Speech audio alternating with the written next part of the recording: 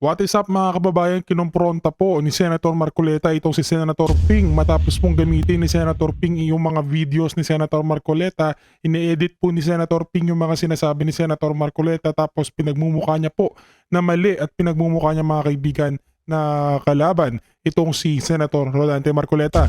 Pinapamukha kasi ni Senator Ping dyan sa mga video niya na binibenta po ni Senator Marcoleta ang mga kalayaan group of islands dyan sa mga China, sa mga Chino na tinatawag pong senador ang mga tulad po ni na Senator Marcoleta. Yan, ginagawa nilang propaganda iyan na tinatawag po nilang senador itong sina Senator Marcoleta. Kaya po iniisip ng mga tao binibenta po ni na Senator Marcoleta itong mga kalayaan group of islands when in fact nais lamang po ni Senator Marcoleta na mabigyan ng kung hanggang saan, survey kung hanggang saan po ang hangganan ng ating exclusive economic zone. Hindi po niya binibenta at hindi po niya ito hindi po siya alila ng bansang China mga kaibigan. Pero po yan po kasing si Ping Lacson ganyan po ang pinaparating niya sa taong bayan at pinopolitika niya po ito mga sinasabi ni Senator Marcoleta. Kaya hindi ko pinalagpas ni Senator Marcoleta at sinagot niya po itong si Senator Ping. Pero bago ang lahat mga kaibigan, pakinggan muna natin itong si Kitty Duterte regarding nga po sa kanyang mga saloobin ngayong hahabol po ang kanyang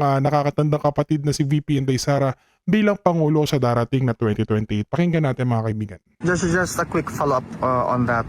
What's your reaction to your sister, Vice President Sara Duterte, when she announced to run for presidency? All of us are very proud. We talked about that. But also there's this fear inkling for her, of course. She has children who are bata pa. And that makes all of us a target. But, alam namin kaya niya. Siya pa ba? Diba? Alam niyo yung ugali ni VP Sara. Mas matapang pa sa tatay namin. Saka, fighter talaga. Our Papa raised us to be that way, all of us.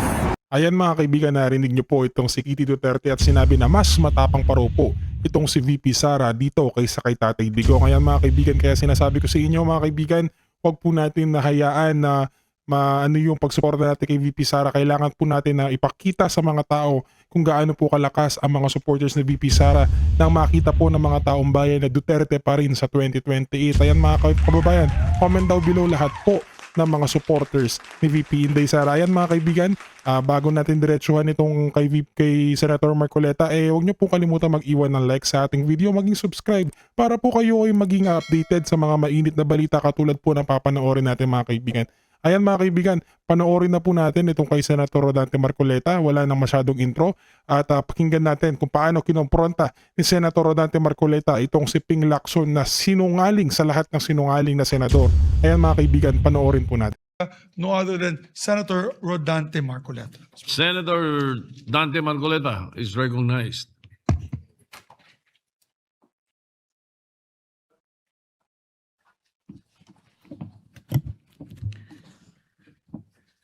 Thank you, Mr. President. Mr. President, I rise today on a matter of personal and collective privilege to clarify and stand for the truth amidst the barrage of twisted narratives thrown upon me these days. My position has always been clear. We will protect what is rightfully ours and firmly uphold our rights under international law. Any statement alleging that I said, suggested, or implied that we should give up the Calayan Island Group is completely false. I have never wavered on this principle, Mr. President, and I will not allow misinformation to distort what we all profess to die for.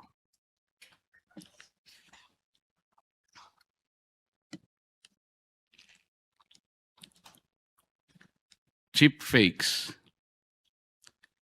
These are deceptively altered contents created through basic editing techniques. May appear simple, yet their consequences are profound. With nothing more than selective splicing, omission, or rearrangement, narratives can be distorted, reputations can be damaged, and truth itself can be compromised. It is within this context that I seek to clarify the record and confront the dangers posed by deliberate misrepresentation. Mr. President, being one of the neophyte senators in this august chamber, I brought not only my passion to serve our countrymen, but also my hard-earned integrity as a public servant.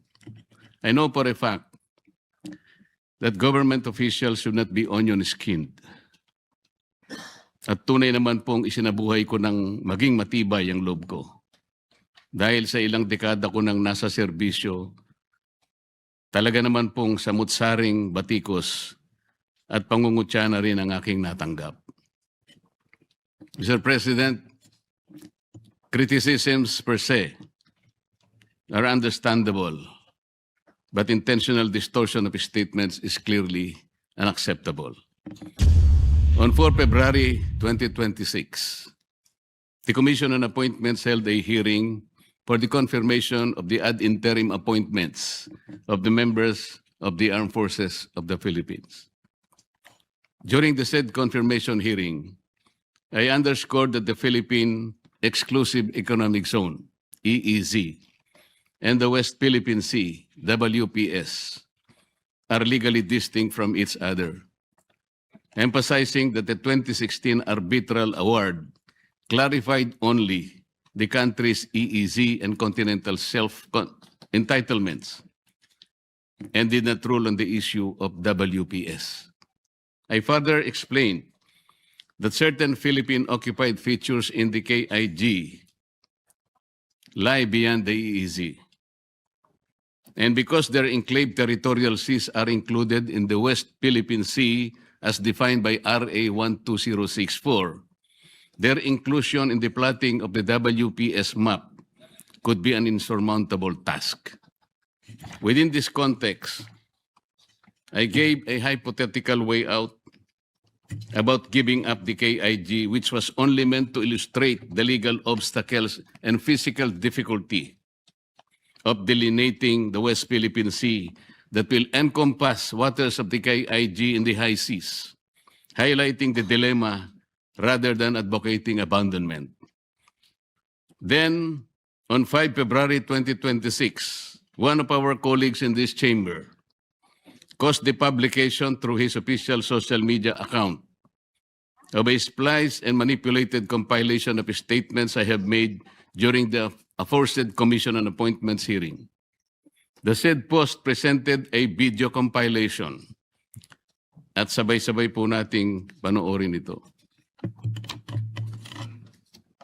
Kapatayan natin dito for something that is not even within our EEZ. Ang gawin natin po para madali, i-give up natin yung KIG.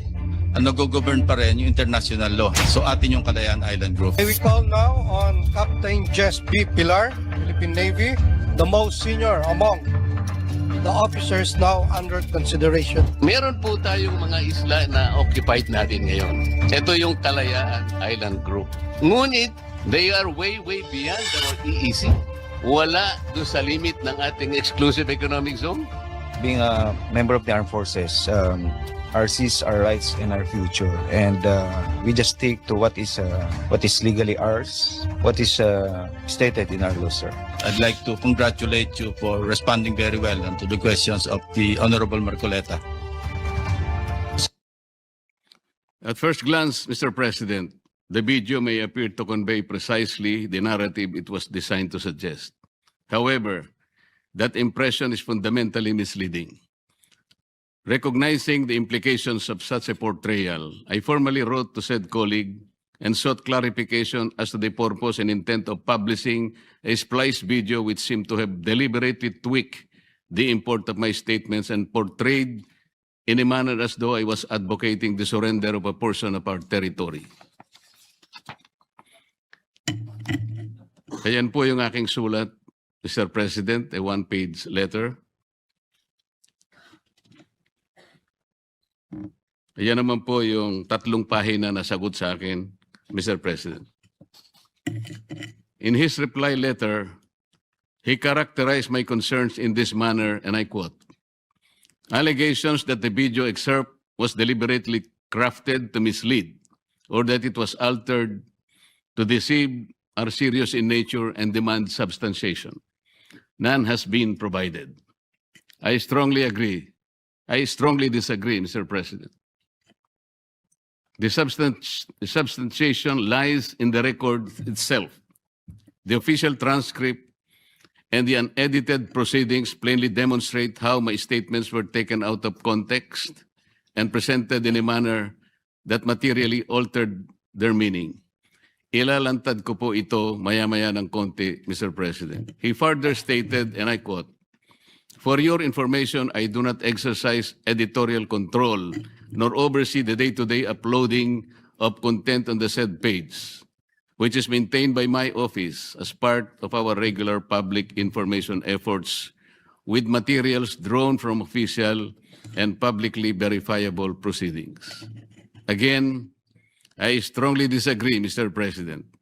Even if he does not exercise direct editorial control, responsibility still lies with his office for ensuring that the materials they publish accurately reflect the context and intent of the proceedings. Hindi po pwedeng sabihin hindi ako ang direktang gumawa. This is a clear attempt to shift one's responsibility. So stated by our colleague in his letter. Sa batas at prinsipyo ng pamamahala, may tinatawag na command responsibility. Hindi maaaring maghugas ng kamay ang operator ng taxi or jeepney kapag nakasagasa ng kanyang driver, sa ilalim ng batas at ng prinsipyo ng vicarious liability. Ang operator pa rin ang nananagot dahil siya ang nagmamay-ari ng prangkisa at namamahala ng mga sasakyan. Ganon din ang may-ari ng karinderya. Kapag may na-food poison, dahil sa pagkaing inihain, hindi niya maaaring ituro ang kusinera at sabihing siya ang nagluto. Sa mata ng batas, ang may-ari ng karinderya ang may pananagutan sa kalidad at kaligtasan ng pagkain.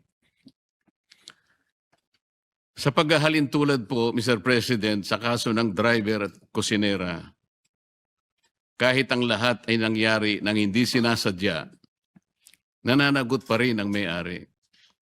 Sa kaso ng splice video, na maliwanag namang sinadya, lalong dapat managot ang may-ari, lalo pa kung siya ay talaga namang sangkot sa paggawa nito.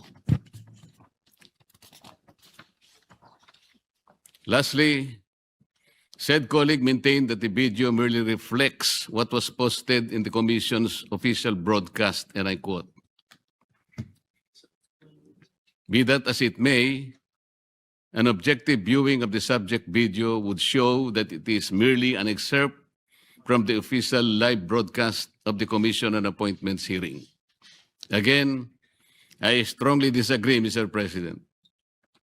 The truth is, it is a corrupted excerpt taken from the official live broadcast of the Commission on Appointments, presented in a way that selectively edited or rearranged my words for the purpose of distorting the meaning and misleading the people.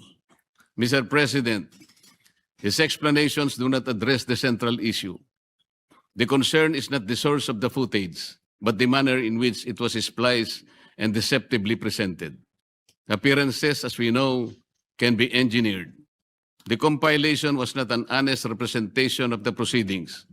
What was shown was not the substance of the discussion, but manufactured impression.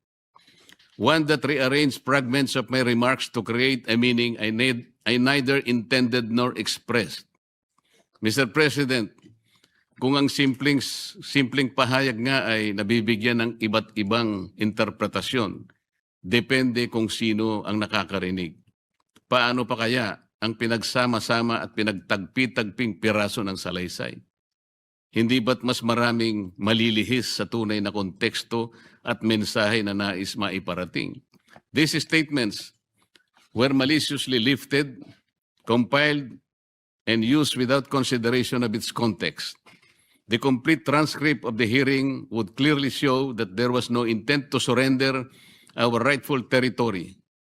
As I previously said, it was only to illustrate the Herculean task of delimiting the West Philippine Sea in relation to the enclave territorial seas of each of the occupied and claimed features in the Kalayaan Island Group most of which lie in the high seas. Mr. President, in the interest of transparency and fairness, I will be presenting the original video excerpts from which the circulated clips were taken, alongside the edited compilation that was posted on our colleague's official page, and the pages of the transcript where it was lifted from. By laying them side by side, we and the public will clearly see how particular statements were extracted from different portions of the hearing and rearranged in sequence to construct a narrative that did not exist in the actual exchange. The comparison will demonstrate in concrete terms how selective cutting and reordering of remarks can transform a hypothetical illustration into what falsely appears to be a categorical position. In doing so, I seek clarity so that the record may speak for itself, complete and unaltered.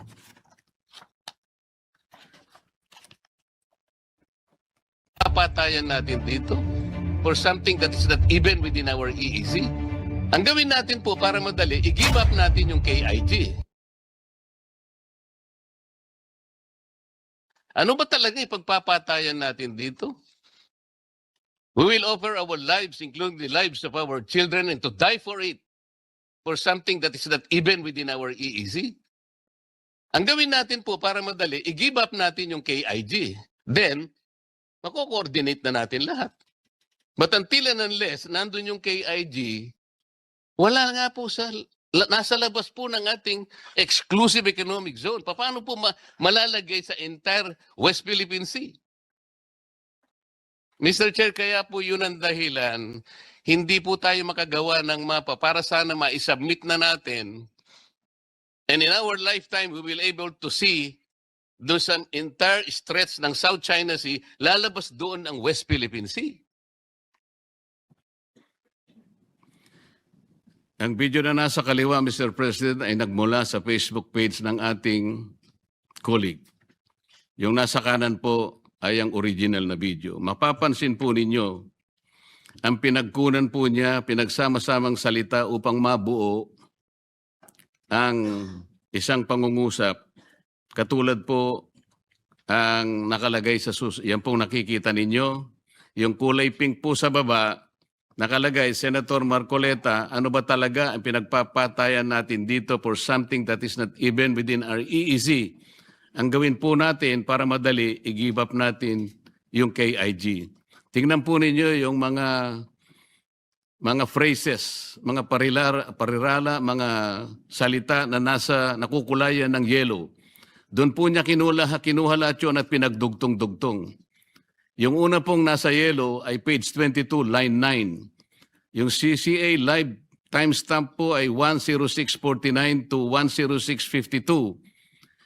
Yung pangalawa pong nasa yellow at yung pangatlo page 22, lines 10 to 12. CA live timestamp 10658, 10704. Diyan po ninyo makikita na pinagdugtong-dugtong lang po ang aking sinabi para sa ganon makapagporma ng isang pangungusap na mag-iiba ang kanyang kahulugan.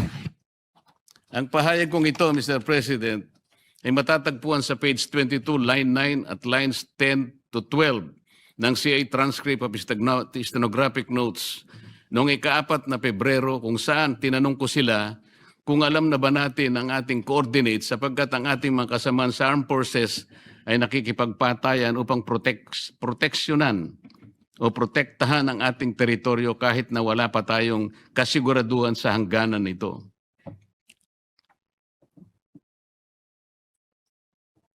Nag-govern pa rin yung international law. So atin yung Kalayaan Island Group. Nag-govern pa rin yung international law, di ba? This was made formal by the arbitral ruling. Di ba? So atin yung Kalayaan Island Group. Yung nasa kaliwa po, ito po yung cheap fake. Yung nasa kanan, yan po yung original, Mr. President. Dito sa video clip na yan, ay makikita natin na ang ating kasamahan na sinasabi na international law pa rin daw ang nag-govern at sa atin pa rin ang Kalayaan Island Group na tila ba ay sagot niya sa aking naunang pahayag. Hindi po ito ang nangyari. Ayan po ang tunay na pagkakasabi, Mr. President. Yung pong nasa yellow uli, nasa page 28, line 67, CA Live timestamp 1/1937 to 1/1939. Hanggang sa huling dilaw, Mr. President, page 28, line 8, CA Live timestamp 1/1945, 1/1947. Binuo sa isang salita na nandun po sa pink para lang makakuha ang nag-govern pa rin ang international law, so atin ang Kalayaan Island Group. Ang pahayag niyang ito ay matatagpuan sa page 28, line 6-8, 6 to 8 ng TSN, kung saan tinanong niya si Captain Pilar kung alam ba niya ang Presidential Decree 1596. Slide po. Meron po tayong mga isla na occupied natin ngayon. Ito yung Kalayaan Island Group. Ngunit, they are way beyond our EEZ. Wala doon sa limit ng ating exclusive economic zone. Being a member of the armed forces, our seas, our rights, and our future, and we just stick to what is legally ours, what is stated in our law, sir. The department believes that escalation, even in public messaging, should be undertaken only when it advances clear strategic objectives and the national interest. Ano pong strategic objective o national interest ang na-achieve natin sa ginawa ni Commodore Tariela na magpakita ng ganong mga statements at mga caricatures sa uncompromising at nakakahiyang paglalarawan sa kanilang head of state? What did we gain strategically in terms of national interest? Meron po ba? Your Honor, I cannot answer on that. Hindi, sa panukat mo lang. Sir, being a member of the armed forces, we are voicing out the term our seas, our rights, and our future, and we just stick to what is being dictated in our what is legally ours, and what is stated in our law, sir. What is legally ours must be defended. Must be protected, and we should fight it out to the last drop of our blood. Sir President, sa mga video clips naman meron po tayong mga isla na occupied natin ngayon. Ito yung Kalayaan Island Group. Alam na po ninyo yon. Meron tayong 4 na features in the Kalayaan Island Group. Ito po yung Pagasa, yung Parola, yung Kota, at yung Lankiam. Captain, alam po ninyo yan. Incidentally, Mr. Chairman, itong 4 na features na occupied ng ating bansa, they are way beyond our EEZ. Wala po sila sakop ng EEZ. Alam po ba ninyo yon, Captain? Sa mga video clips na yan po, Mr. President, yan na po talaga nagkagulo-gulo. Ang mga pahayag kong ito ay matatagpuan sa page 19 at page 20 ng TSN, kung saan aking tinalakay ang Kalayaan Island Group at ang saklaw ng arbitral ruling. Ayan po yung mga salita na nakukulayan ng kulay dilaw na kanilang pinagdugtong-dugtong para magawa po yung isang pangungusap na nandyan po sa pink color.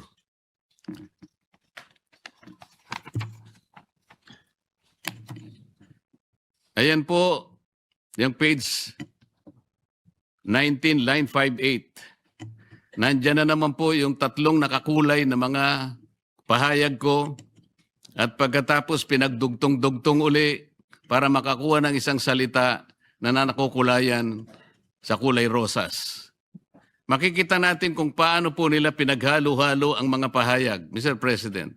Some words taken from page 22 of the TSN, the others were from page 28 at another from page 19. Hindi lamang po yan, iba-iba rin ang pagkakasunod-sunod ng pahayag kung ito sa page 19 ng TSN. Merong nasa line 25, biglang pumunta sa line 21, tumalon sa lines 7 to 8 at nasa page 20 at muling bumalik sa lines 5 to 8 ng page 19. Incidentally, Mr. Chairman, itong apat na features na occupied ng ating bansa, they are way, way beyond our EEZ. Wala po sila sakop ng EEZ. Meron po tayong mga isla na occupied natin ngayon. Ito yung Kalayaan Island Group. Ngunit, they are way, way beyond our EEZ.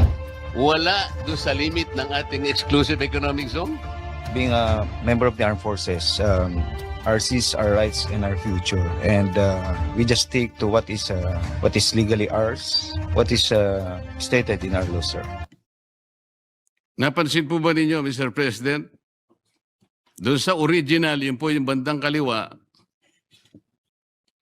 at saka yung kanan, bandang kanan, nagsingit sila ng isang salita ng ngunit para pagdugtungin po ang isang statement. With the insertion of the word ngunit, what was supposed to be a mere informative statement on the arbitral award suddenly evoked a negative connotation because it was connected to the KID. Somehow portraying as if I was asserting that we cannot exercise sovereignty over the features outside the EEZ. It created an unwarranted sense of contradiction or mischaracterization, distorting the legal point I intended to emphasize.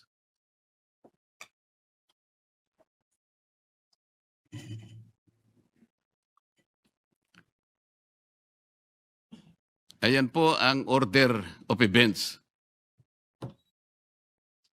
Mr. President,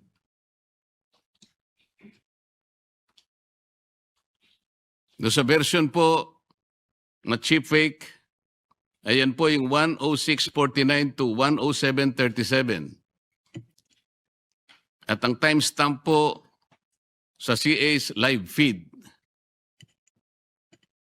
119.37, 119.47, 101.7 to 101.45, tsaka po yung 57, 51, and 59.16. Mr. President, malinaw sa slide na ito kung paanong pinag-iba-iba ang pagkakasunod-sunod ng mga video clips. Nagmula ang mga pahayag sa iba't ibang timestamps kung saan iba't iba rin ang pinupunto ng bawat isa. Bakit pa kailangang paghalu-haluin ang aking mga sinabi at sadyaing magsingit pa ng isang salita sa aking pahayag? Sa mismong pagmamaniobra na ito, malinaw na may layuning baluktutin ang simpleng kahulugan ng aking sinabi.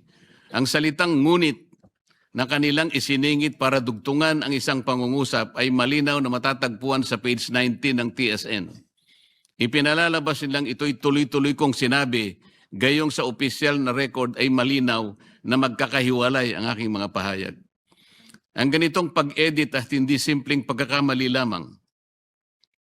Bagkus isa pong buktot na planadong pagkilos at tuwirang pagpapalit ng konteksto na nagpabago sa kahulugan ng aking mga ipinahayag. If we take into account the entirety of my discussion, Mr. President, the statements clearly express a theoretical choice, if only to illustrate the legal conundrum in connecting the maritime areas of the KIG features and at an advocacy of surrender, abandonment, or renunciation of any part of Philippine territory. But this was not the account in the edited material used as a contraption. Although the statements were indeed made during the hearing, the video he posted on his Facebook account was a spliced and reordered version that deliberately rearranged my remarks to cast to cast me in a negative light. By selectively cutting, fragmenting, and reassembling portions of my statements out of their proper sequence and context, he fabricated a narrative that is intentionally deceptive.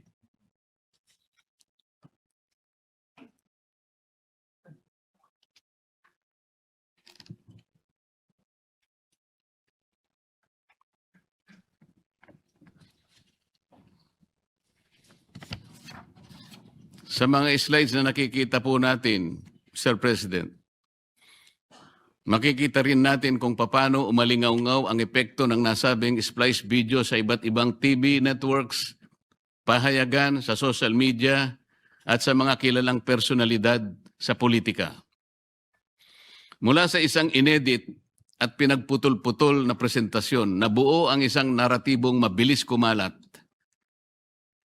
agad pinaniwalaan ng ilan at walang habas na ibinahagi nang hindi sinuri ang kabuuang konteksto ng aking mga pahayag.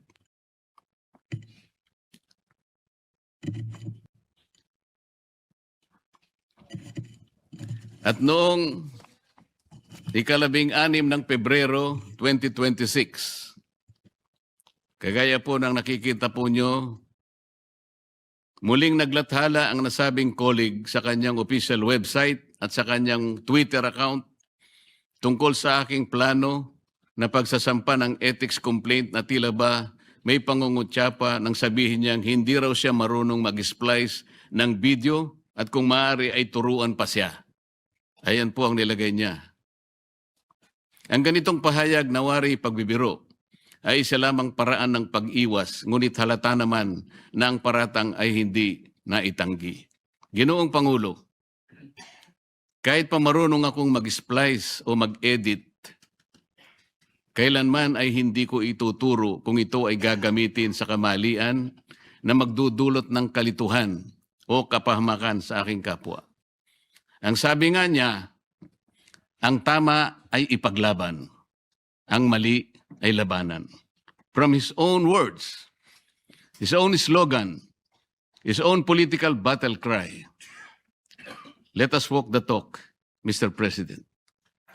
He did not stop at posting the splice and misleading video. He continued to publish and disseminate statements on the same issue, repeatedly insinuating that I intended to surrender a portion of the country's territory, portraying me as a villain and himself the hero. Ang kulit. In his interview with DCBB 594, February 5, 2026, posted on his official YouTube account, he once again talked about the same topic. Ito po ang sinabi niya. Nang narinig ko, sabi ni Senator Marcoleta, na ipamigay na lang natin, hindi ako nakapigil. Doon, kailangang liwanagin natin kasi atin yan. At may basihan kung bakit atin yan. Sabi niya sa labas ng EEC, di ko matanggap yan kasi nandoon na may mga Pilipino sa Pag-asa Island.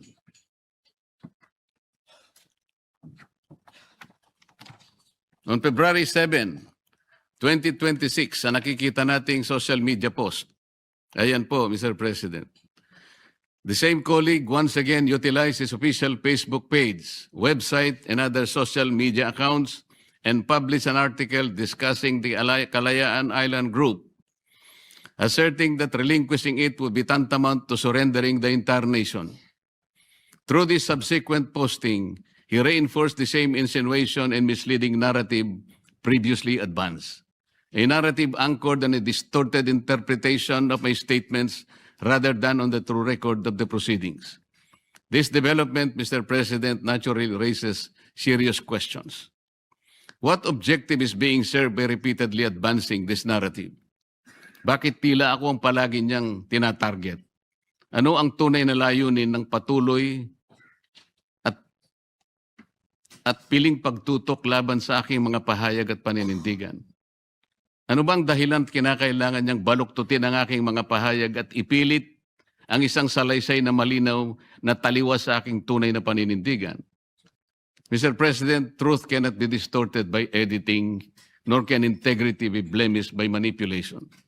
Every issue needing public discourse should start and end in floor debates in this chamber, not in the cover and comfort of partisan media. When statements are deliberately stripped of context and repackaged to mislead the public, the injury is not merely personal, it is institutional. It corrodes trust, distorts democratic debate, and undermines the very standards of fairness this chamber is duty-bound to uphold. I therefore place on record this demand for clarification, firm in the conviction that reasoned discussion must prevail over misrepresentation. Para sa kalaman ng lahat, falsification of a video recording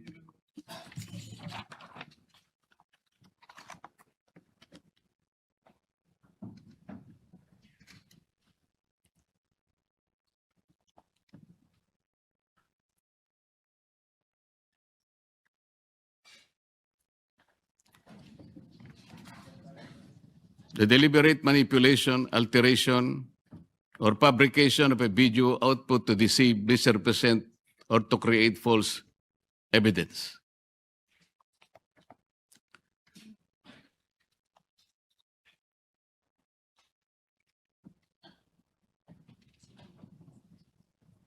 Yung slide 25, please. Ayan po. Mr. President, these are not trivial matters. Legal repercussions can arise. For when public platforms such as Facebook and YouTube are used to amplify misrepresentations, the consequences extend beyond individual reputations and risk misleading the very people we are sworn to serve. Such acts may constitute violations of Cybercrime Prevention Act of 2012, particularly under provisions of penalizing online libel and the spreading of false information through video forgery and tampering. Lest we forget, the sacred wordings of the PMA Honor Code and Honor System, so ingrained in the hearts of every cadet, are cast in stone. Let me quote this, Mr. President. The Honor Code is our pride as it is our heritage. We will hold its trust long after we have left the gray line. We will be guided by its principles of fearless truth regardless of consequence, a sine qua non in our profession of arms. Our code does not deviate from the universal concept of honor. It demands the truth, nothing else but the truth, both by act and implication.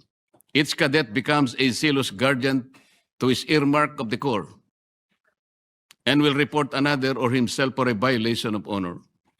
It is in keeping this priceless legacy from our predecessors that we seek to transmit it unblemished to the unending gray line. Mula sa PMA Code, Ginoong Pangulo, dalawa pa lang napaka-importanting tanong ang dapat masagot ng bawat kadete ng Philippine Military Academy. Una, do I intend to deceive? Pangalawa, do I intend to take undue advantage? If a cadet can answer no to both questions, he is not guilty of any honor violation. Ngunit kung hindi ka naman makakasagot ng hindi sa dalawang tanong na ito, wala kang karapatan upang matawag na marangal. Mr. President, if the Philippine Military Academy requires every cadet to answer 2 questions on the virtue of honor, shouldn't we ask ourselves if we all deserve the honor of serving our people in this chamber? Mr. President, when he spoke last February 21, 2026, during the PMA Alumni Homecoming where he was guest speaker, he declared, and I quote,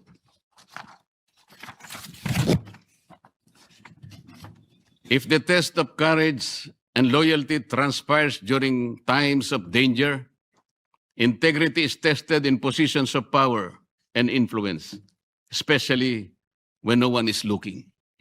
If it were so, Mr. President, then this is a powerful reminder that those who hold positions of authority must exercise them with fairness and fidelity. Yes, fidelity to the truth. Precisely because we possess influence.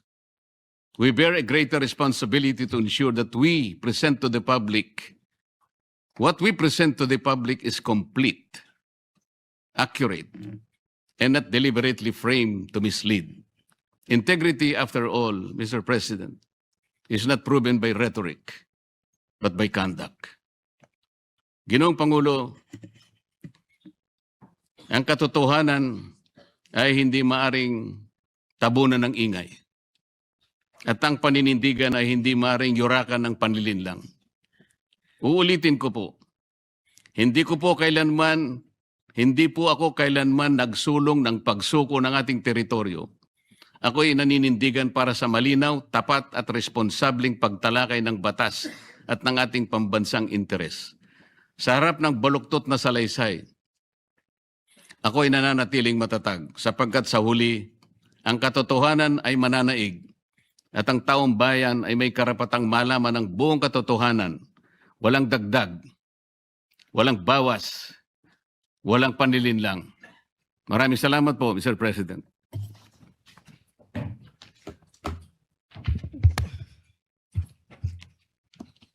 Yes, Senator Amy Marcos, you recognized. Thank you very much, Mr. President.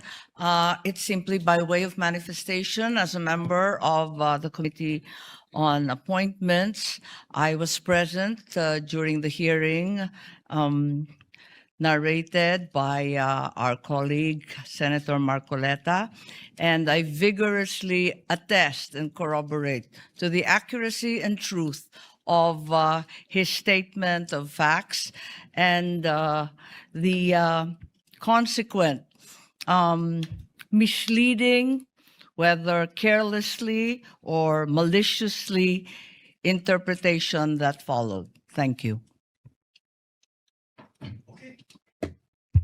Majority Leader. I move that we refer the privileged speech of the good gentleman to the Committee on Rules, Mr. President. Any objection? Hearing none. So referred. I think Senator Irwin.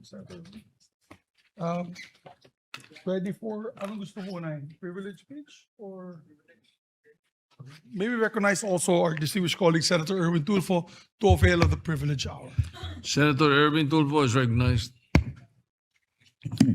Mr. President, my dear colleagues, I rise on a matter of